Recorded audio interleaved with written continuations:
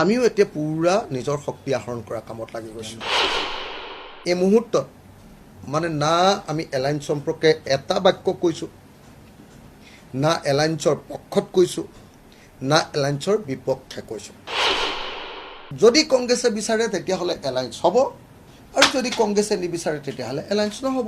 বহুত দিন ডেডলাইন চেডলাইন যিমানবিলাক আছিলে চব দিলোঁ, কিন্তু কংগ্ৰেছৰ গাটো লৰা নাই। এতিয়া ফিল্ডত কাম কৰি আছোঁ। এই সময়খিনি আৰু কথা কৈ নাথাকোঁ। 2026লৈকে ফিল্ডত কাম কৰিম। 2026লৈকে যেনেকৈ কংগ্ৰেছে কৈছে যে কংগ্ৰেছে শক্তি আহৰণ কৰিব, আৰু শক্তি আহৰণ কৰিলেহে তেওঁলোকে পাৰ্টনাৰবিলাকক, বিৰোধী ঐক্যমঞ্চৰ পাৰ্টনাৰবিলাকক সহায় কৰিব পাৰিব। আমিও এতিয়া পুৰা নিজৰ শক্তি আহৰণ কৰা কামত লাগি গৈছোঁ, যাতে আমি কংগ্ৰেছকো সহায় কৰিব পাৰোঁ। সেইকাৰণে এই মুহূৰ্তত মানে না আমি এলায়েন্স সম্পৰ্কে এটা বাক্য কৈছোঁ, না এলায়েন্সৰ পক্ষত কৈছোঁ, না এলায়েন্সৰ বিপক্ষে কৈছোঁ। গতিকে যোৱা এমাহ ধৰি আমি এলায়েন্স সম্পৰ্কে মৌনতা অৱলম্বন কৰি আছোঁ, আৰু যদি কংগ্ৰেছে বিচাৰে তেতিয়াহ'লে এলায়েন্স হ'ব, আৰু যদি কংগ্ৰেছে নিবিচাৰে তেতিয়াহ'লে এলায়েন্স নহ'ব। কথা সেইটোৱে। আপুনি গৌৰৱ গগৈক ভাল পাই যেন লাগে, কাৰণ যিটো ভূপেন বৰা প্ৰেচিডেণ্ট হৈ আছিলে, আপুনি ডেডলাইন বাৰে বাৰে ইটোৰ পিছত ইটো ডেডলাইন, টাফ ডেডলাইন দি আছে। ডেডলাইনটো নিদিয়েই হ'ল আপুনি। বহুত দিন ডেডলাইন চেডলাইন যিমানবিলাক আছিলে চব দিলোঁ, কিন্তু কংগ্ৰেছৰ গাটো লৰা নাই। গতিকে আমাৰ পিনৰ পৰা আৰু এইটো বিষয়ক লাগি নাথাকোঁ। আমাৰ একদম পাৰ্টিৰ ডিচিশ্যন। এই বিষয়ক লৈ আমি আৰু লাগি নাথাকোঁ।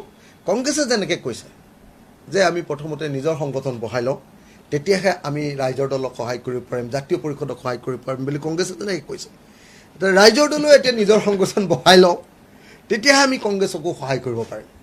গতিকে মানে মিত্ৰতাটো একপক্ষীয় নহয়। আমি মিত্ৰতা বিচাৰোঁ, কিন্তু কংগ্ৰেছে বিচৰা নাই, আমি কি কৰিম? গতিকে আমাৰ পিনৰ পৰা আমাৰতো একদম মুকলি আছে। এতিয়া কোৰ্টত বলটো আছে কংগ্ৰেছৰ কোৰ্টত। কংগ্ৰেছে খেলিবলৈ মন গ'লে খেলিব, খেলিবলৈ মন নগ'লে ভৰাই থৈ দিব। কিন্তু আমাক দুখ দি একো লাভ নহ'ব। অসমৰ মানুহে, সমগ্ৰ অসমৰ মানুহে একো দুখ দি লাভ নহ'ব। আৰু বিশেষভাৱে যিসকল বুদ্ধিজীৱীয়ে এলায়েন্সৰ পক্ষত কাম কৰি আছে, তেওঁলোকক মই মুকলিমূৰীয়াকৈ এটা কথা ক'ব খোজোঁ যে ৰাইজৰ দল, জাতীয় পৰিষদ, APHLC, CPI, CPIM, CPIMLক হেঁচা দি থাকি একো লাভ নাই। হেঁচা দিব লাগিব কংগ্ৰেছক।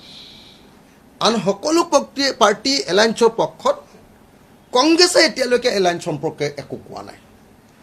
গতিকে আমাৰ ক'বলগীয়া বেলেগ একোৱেই নাই। সেইকাৰণে মই যোৱা এমাহ ধৰি জাতীয় জাগৰণ যাত্ৰাত থাকি মাত চাত ভাগি শেষ, আপোনালোকে নিজে দেখিছে। বেলেগ কথা নাই আৰু। এতিয়া একদম ফিল্ডত নিজৰ সংগঠন বহুৱাত লাগি গৈছোঁ। যদি কংগ্ৰেছে বিচাৰে এলায়েন্স হ'ব, যদি কংগ্ৰেছে নিবিচাৰে এলায়েন্স নহ'ব। এই চিটুৱেশ্যনত যদি ইলেকশ্যন হয়, যে এলায়েন্স নহ'ল যেনিবা, অকলে অকলে খেলি, তেতিয়া কি হ'ব? গোটেই পৰিস্থিতিটো কি হয়? কংগ্ৰেছেতো আপোনালোকে দুদিনমান অপেক্ষা কৰক। আমিও অপেক্ষা কৰোঁ, ধৈৰ্য ধৰি আমি অপেক্ষা কৰি আছোঁ। ৰাইজৰ দলে খুব সুস্থিৰভাৱে, সুন্দৰভাৱে অপেক্ষা কৰি আছোঁ। যিদিনাই মানে এলায়েন্স হ'ব বুলি কনফাৰ্ম হ'ম, তেতিয়া এলায়েন্স হ'ব। যিদিনাই নহ'ব বুলি কনফাৰ্ম কৰি দিব কংগ্ৰেছ,